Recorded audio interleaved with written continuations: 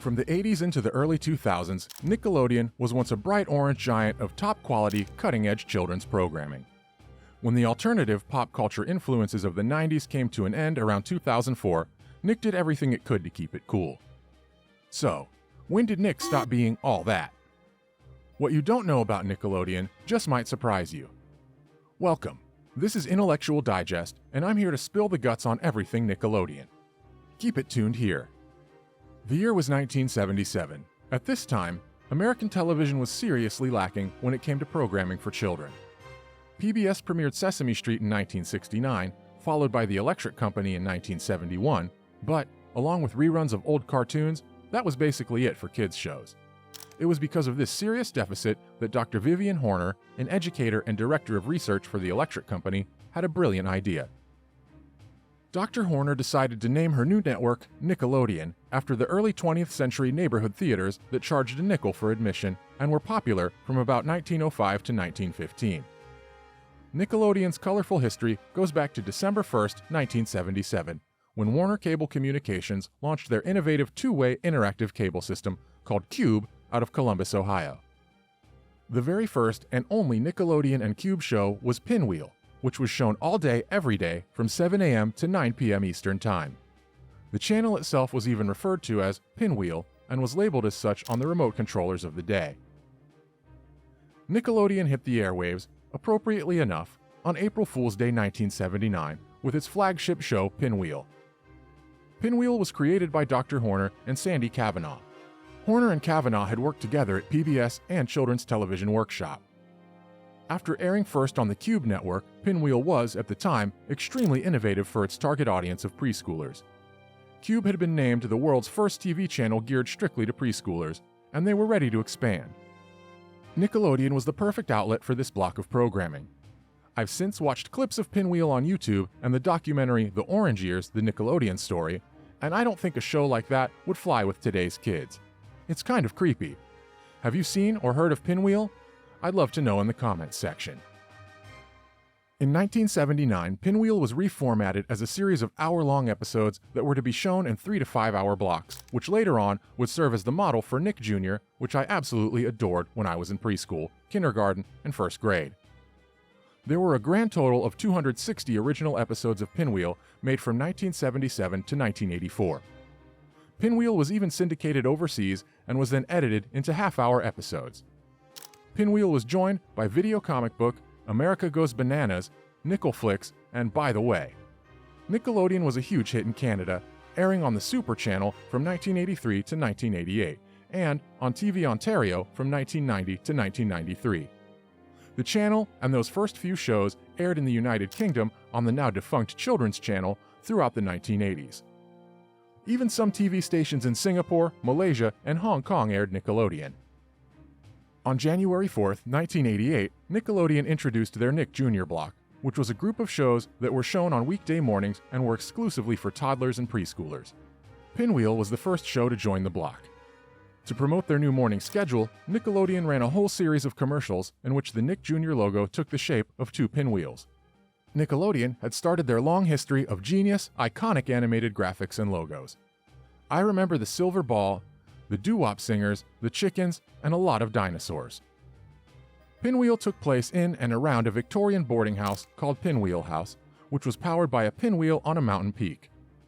Live actors interacted with the various puppets: Aurelia, who was the mother figure of Pinwheel House, Ebenezer T. Squint, Luigi O'Brien, an Italian produce seller with an Irish surname, Plus and Minus, who were Aurelia's nephews who, for some reason, live in the attic, Molly the Mole, who lived in the backyard and introduced the various cartoon shorts and told stories, the Admiral Bird, a bright red bird who was very elusive and hard to catch, Silas the Snail, an elderly snail who was always on his way to a snail reunion, but he never got further than the back garden because he was so slow, and the Hobo Bugs, Herbert and Lulu, who were brother and sister and loved to dance and play on top of the hedges in the backyard.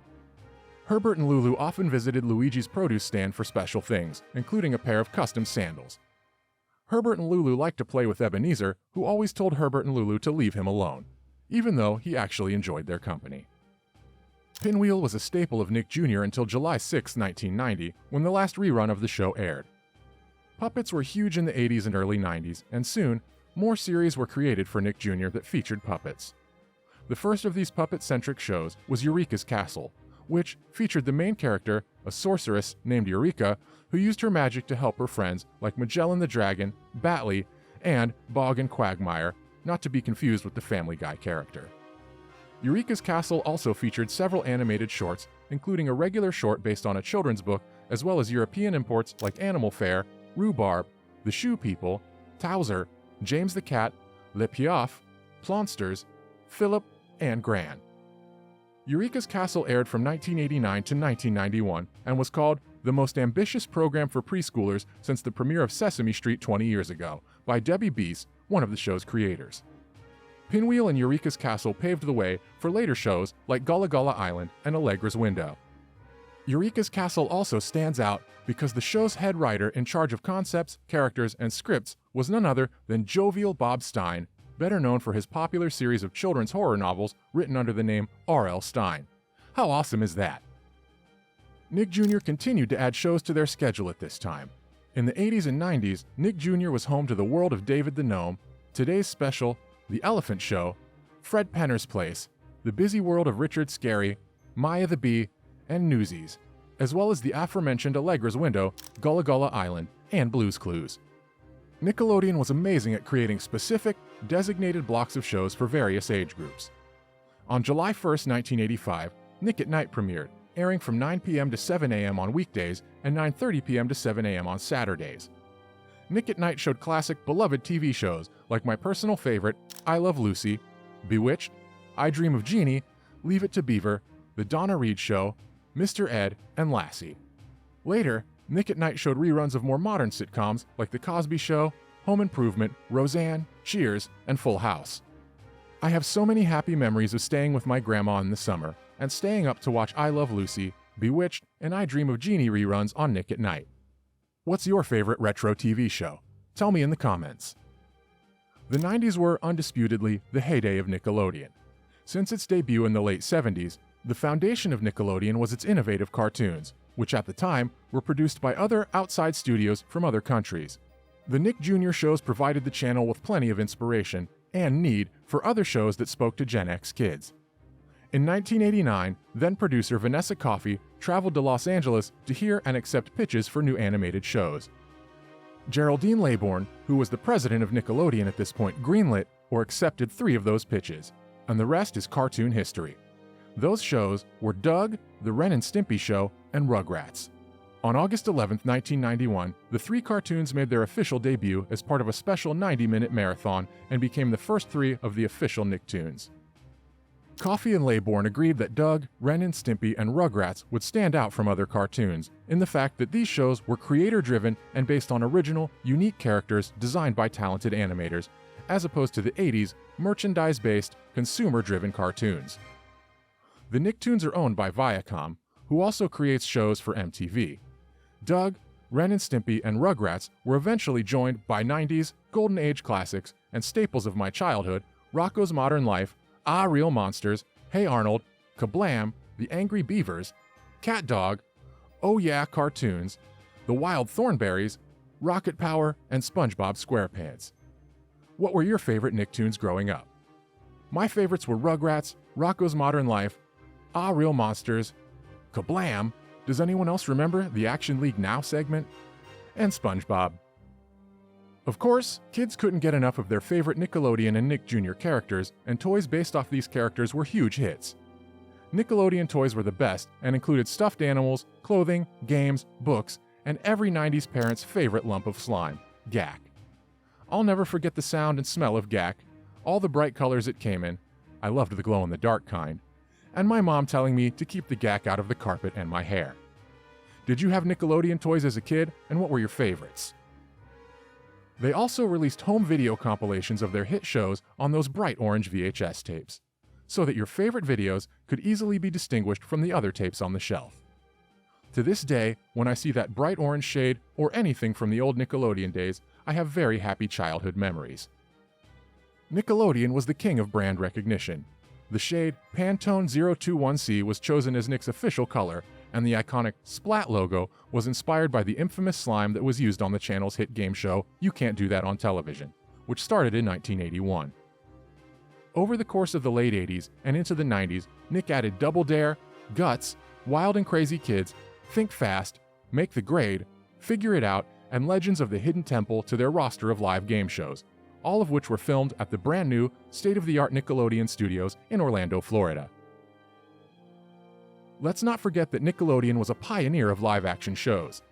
After the success of their live-action scripted series, Nick realized that they could get a significant number of viewers from game shows that were filmed live in front of an audience. Nickelodeon's live-action scripted shows were cutting-edge and perfectly suited for jaded, cynical Gen X kids and even their little brothers and sisters who watched Nick for the cartoons.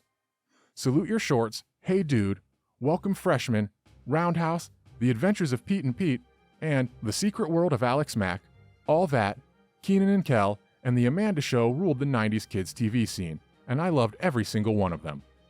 I wanted to go to Camp Anawana so bad.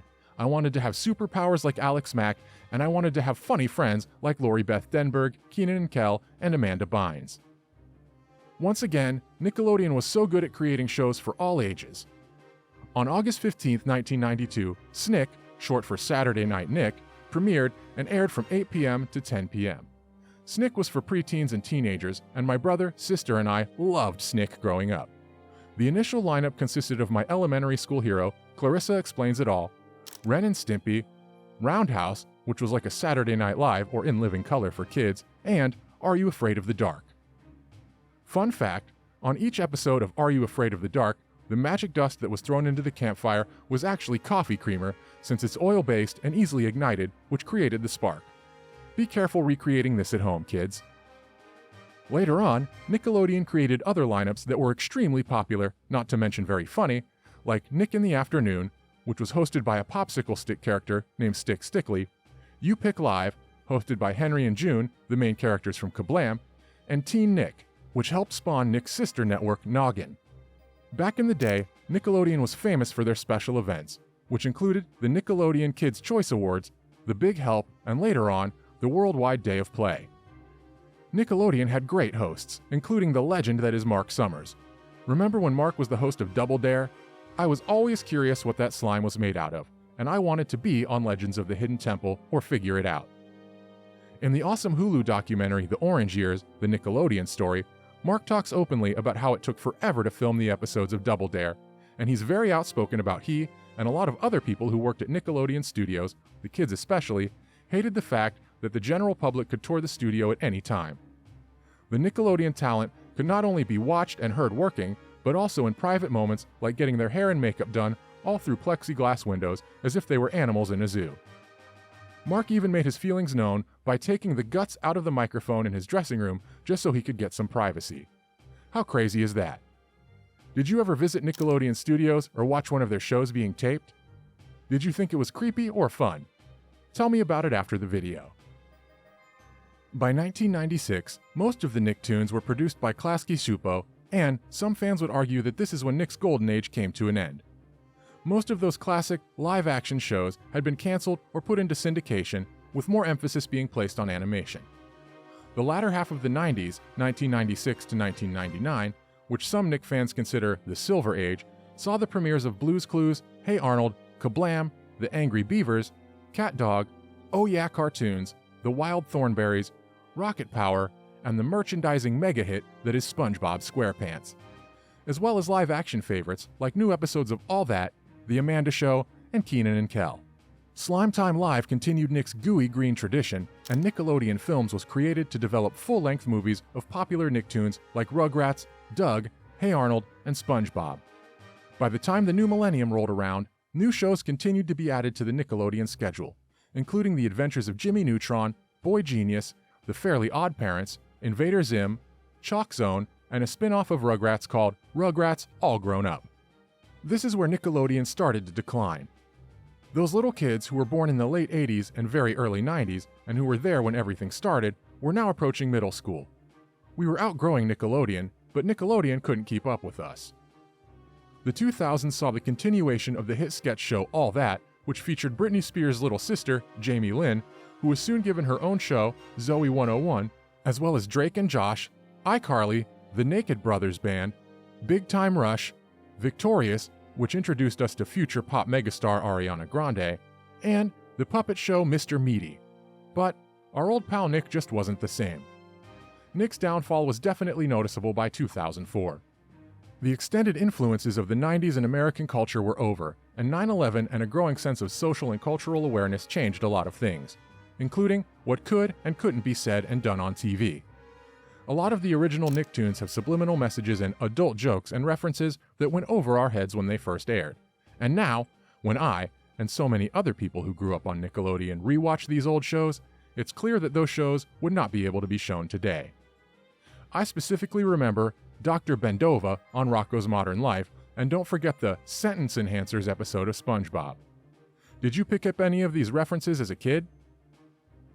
Spongebob continued to be a big hit and saw newfound popularity with high school and college students, but Nick's live-action shows couldn't hold a candle to the classics. Those kids grew up, and the writing and acting were just bad.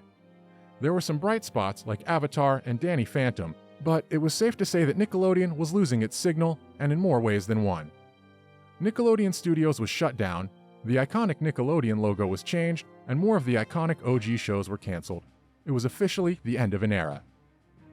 Nickelodeon, normally a genius when it came to branding, made the decision in the 2000s to turn the Holiday Inn family suites in Orlando, Florida, into the official Nickelodeon Hotel.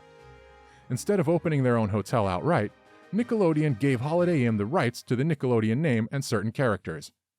You could stay in a room in the theme of favorite Nick shows like SpongeBob, Jimmy Neutron, The Fairly Odd Parents, Danny Phantom, Blue's Clues, and Dora the Explorer, complete with video games and a big screen TV.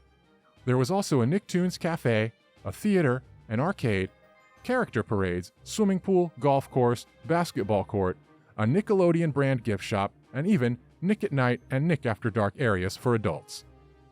In 2005, after some renovations and additions, the Nickelodeon Hotel reopened just in time for Memorial Day. These additions featured a slime bucket over the pool that dumped its contents onto hotel guests, as well as the addition of Disney Park-style costumed characters from shows like the Bubble Guppies, Dora the Explorer, Little Bill, Wonder Pets, and Team Umizoomi. A laser maze was later added, but it couldn't save the hotel from certain doom. The hotel was yet another of many 80s and 90s properties to file for Chapter 11 bankruptcy, even though they had been named a AAA Top 10 family vacation spot. There have been many stories circulated over the years about the Nickelodeon Hotel. The hotel had to constantly compete with Disney and Universal Studios since it was located right in the middle of Orlando. This caused some guests to feel a bit claustrophobic, as the hotel wasn't close to the ocean and tended to isolate guests with all the required activities and amenities. Families needed to stay on the property to get their money's worth, but some former guests say that they felt like they were cheated. The hotel just didn't perform as well as Disney or Universal, and I've heard stories of dirty rooms, bad food, and even a story of how a Nick Hotel employee found a dead squirrel in the pool and told the kids that it was Sandy from SpongeBob. That is so mean. Did your family ever visit the Nick Hotel? I would love to hear your stories. In 2016, the Nickelodeon Hotel officially announced on their website that they would be rebranding back into a Holiday Inn resort suite and water park, and the time capsule that was previously located at the resort was moved to Nickelodeon Animation Studio in Burbank, California. Unfortunately, like so many other things related to Nickelodeon these days, this new hotel struggled, especially during the COVID-19 pandemic. Since tourism was greatly affected, a grand total of 300 people lost their jobs. Unfortunately, like so many other things related to Nickelodeon these days, this new hotel struggled, especially during the COVID-19 pandemic, since tourism was greatly affected. A grand total of 300 people lost their jobs, and I don't think things are getting better anytime soon. So basically, Nickelodeon is nowhere near what it was a couple of decades ago. The generic, tween and teeny bopper shows that talk down to kids and downplay everyday life experiences, bad Nicktoons, and a simple lack of variety have caused Nickelodeon to seriously slump in the ratings. The classic orange logo has been abandoned, and the Nickelodeon presence in the toy aisle is nothing compared to what it was in the 90s. Hopefully, for the sake of future generations, Nickelodeon will see the error of their ways and get back to the good stuff. That'll be all for this video. As usual, thank you so much for watching and walking down memory lane with me. Please don't forget to like, subscribe, leave some comments, and ring that notification bell. Intellectual Digest here, and that's all, folks. See you next time.